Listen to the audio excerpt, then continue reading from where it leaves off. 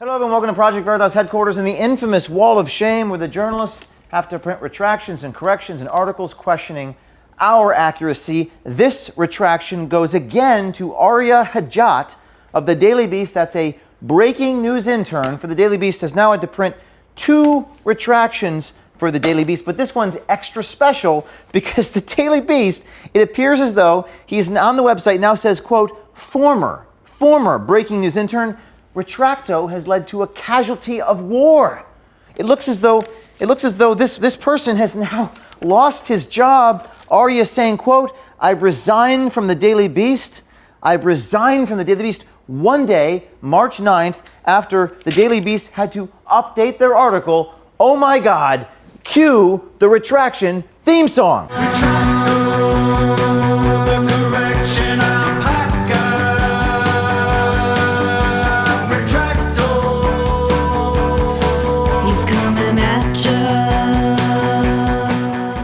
This is extraordinary. Arya Hodjat tweeting again, I've resigned from the Daily Beast. I'm proud of my fellow reporters and the work they do. If you need me, my email's in my bio. Arya Hodjat is breaking news intern no longer. Now he's, quote, former breaking news intern. Arya had updated the Daily Beast the first time a month ago, basically printing our denial that we're right-wing partisan or ever attempted to dupe the Post. But this time, Arya printed yet another update, March 8th, the day before he resigned. And this update says, quote, this article had been updated to remove the suggestion that Project Veritas had attempted to dupe the Washington Post into publishing false information about then Senate candidate Roy Moore.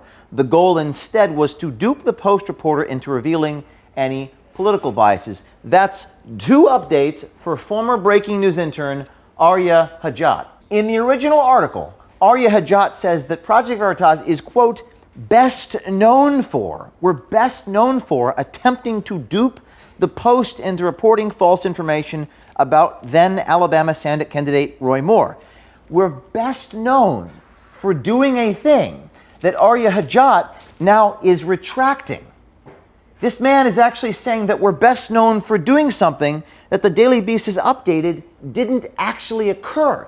Maybe that's why Arya Hodjat is formerly a breaking news intern. Maybe that's why Arya Hodjat has now resigned a day after they printed this update. How did this come to be? I'm glad you asked. Our indefatigable legal team doesn't take no for an answer, doesn't stop when people have a reckless disregard for the truth or maliciously defame good journalists. We had sent them a legal letter. They updated their article, and we followed up. We followed up with a second note. Now, Neil Rosenhaus, remember him, he's the Daily Beast lawyer or general counsel, says, quote, are you saying that PV put a woman up to telling scandalous lies to a Washington Post reporter about a highly prominent Senate candidate was not an attempt to get WAPO to publish those lies? Yes, that's exactly what we're saying. Yes, that's exactly what I mean. You see, we pose as all manner of things. Telephone technicians, flower delivery people, Muslim Brotherhood extremists, a man in drag in order to get the person that he or she is talking to admit that they voted twice. Twice. They did. People who want to traffic in underage prostitutes. We say these things. My girlfriend's a prostitute. Okay. And I don't know if I kind of figured that. I'm using the money that she's getting. You know what I mean? Right, but when the police ask you, you don't know where it's coming from. It's what we're trying to tell you. All right. We're looking out for you.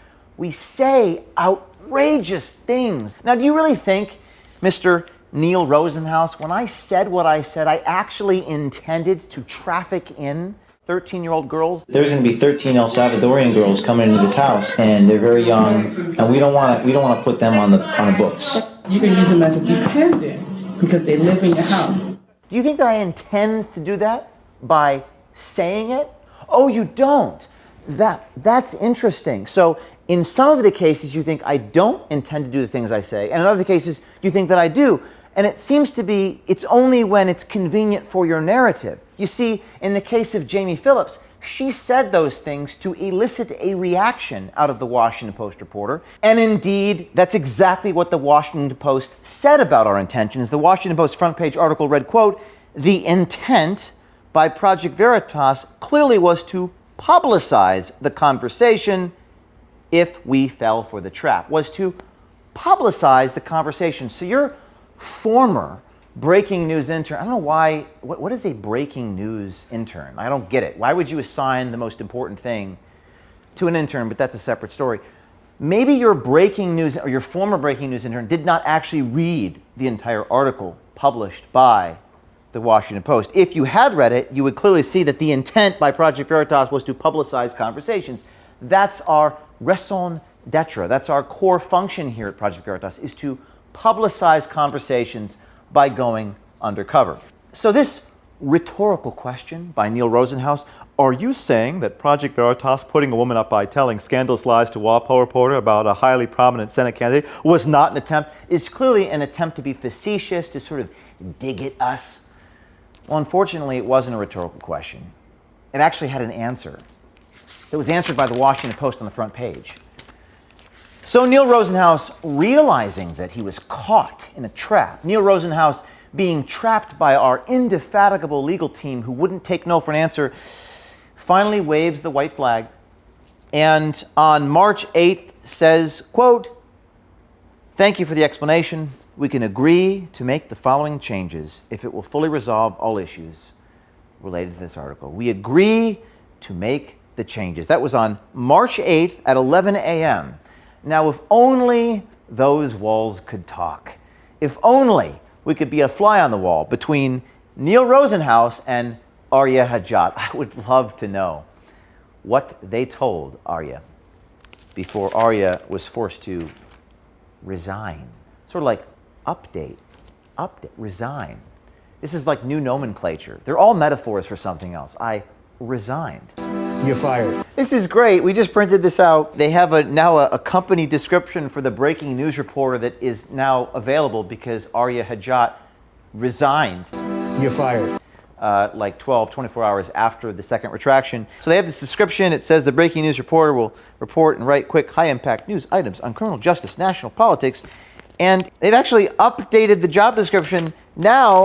It says at least 2 years of reporting experience. Yes, and that would have been a good idea a little bit earlier.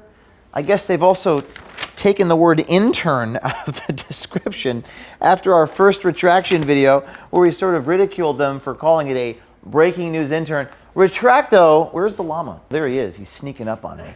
Retracto is a sneaky bee. He's a busy bee. He's actually getting people fired, resigned, whatever you want to call it. He's changing the job description on the Daily Beast. That's all because of him or her.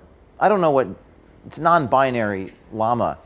But we're getting the descriptions updated thanks to Retracto. All of this could have been avoided if you just stuck to the facts, if you just did your job, if you stopped attacking organizations like Project Veritas, which has just broken a story on Facebook today, on a hidden camera, one of our brave undercover reporters meeting with that man and catching him on tape talking about artificial intelligence, talking about how human beings are like ants that get crushed, talking about how the company needs to be broken up. Why don't you assign your people to go speak truth to power? Now look at what you've become. You've had to let people go. People can't start their vehicles. People are getting llamas left and right. You're changing your descriptions on your website. All of this could have been avoided if you just stuck to the facts. And that was the Facebook global planning lead who made these statements. Why don't you Daily Beast people go out and speak truth to power and do some shoe leather reporting and go expose some things that need to be exposed, and maybe you wouldn't get into the hot water that you've been in. But like my favorite philosopher G.K. Chesterton says, getting in hot water keeps you clean. Maybe you'll have a come to Jesus moment. Maybe your conscience will become clean. And maybe you'll start doing the right thing, not because you want to, but because you're forced to, because Retracto is everywhere. Retracto.